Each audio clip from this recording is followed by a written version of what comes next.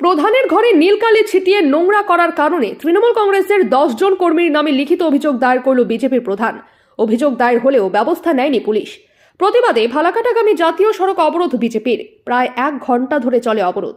জানা যায়, গ্রাম পঞ্চায়েত দপ্তরে রং পরিবর্তন নিয়ে তৃণমূল কংগ্রেস সোচ্চার হয়েছে।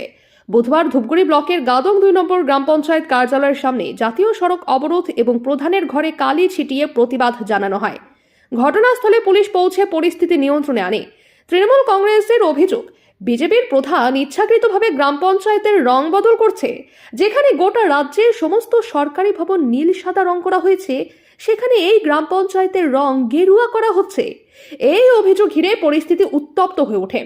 পরবর্তীতে রাতে বিজেপির প্রধান পারমিতা রায় সরকার দলীয় কর্মীদের নিয়ে প্রধানের ঘরে কালি ছিটিয়ে নোংরা করার জন্য ধূপগুড়ি থানায় লিখিত অভিযোগ দায়ের করেন। এদিন বিজেপির কর্মীরা শালবাড়িতে জাতীয় সড়ক অবরোধ করে। প্রধানের ঘরে কালি ছিটিয়ে নোংরা করার ঘটনায় অভিযুক্তদের গ্রেফতারের দাবিতে দীর্ঘক্ষণ ধরে চলে অবরোধ।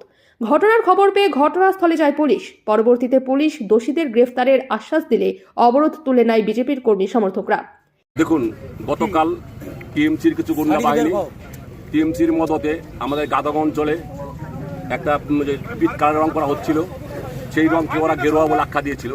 যেহেতু ওদের রং সম্বন্ধে ধারণা নেই, সেটাকে কেন্দ্র করে গাদং অঞ্চলে আমাদের অঞ্চল অফিসে ঢুকে অফিসে বিভিন্নভাবে লণ্ডভণ্ড করে এবং কি প্রধানের ঘরকে রং বিভিন্ন রঙে এলোমেলো করে দিচ্ছে এবং আমাদের গাদং অঞ্চলে এমনকি প্রধান অফিস তালাও দেওয়া হয়েছিল।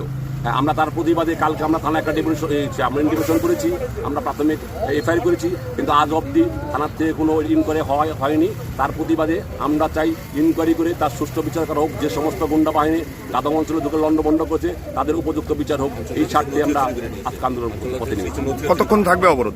আমরা আমাদের ধূপগুড়ি থানা যে আমাদের আইসি সাহেব আছে, উনি আসবেন, আমাদের প্রতিশ্রুতি দিবেন যে কারা কারা এই কাণ্ড করেছে তাদের প্রতি ন্যায্য বিচার করা হবে। তার প্রতিশ্রুতি দিলে তারপর আমরা আন্দোলন করে নেব।